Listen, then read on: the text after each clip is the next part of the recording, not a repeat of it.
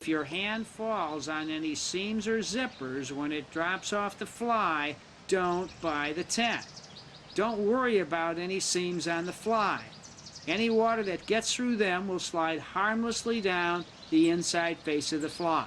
It won't fall on you. Now, for a lot of tents, you're done right there, because many tents have exposed seams along the sidewall.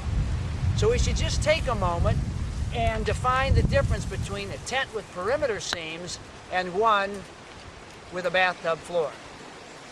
Tents with exotic floor plans, for example domes, have octagon or hexagon or pentagon shaped floors, and they necessarily have to be sewn to the sidewall of the tent at ground level. Those ground level seams that run along the perimeter of the tent will take on water in a heavy rain. Now, some of these tents come from the manufacturer with the seams factory sealed. At least that's what they say. The seams have been factory sealed with a special tape that supposedly is waterproof.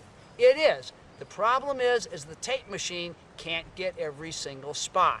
And many times you will get with these tents a little tube of, well, it's glue basically. It's a special seam sealant with the admonition that, although every effort is made to seal all the seams, there were some places that the machine couldn't reach, and that's why you have this little tube of glue.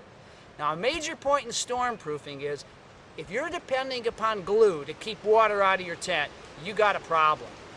You need to depend upon good design. Now, this particular tent does not have any perimeter seams at ground level.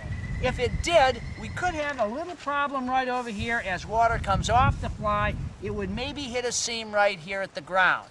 This tent has what is called a bathtub floor. In other words, the sidewall of the floor ramps up and is sewn to the tent up in here. The stitching is hidden by the fly. Very good design. The problem is you can't use a bathtub floor on certain types of tent designs.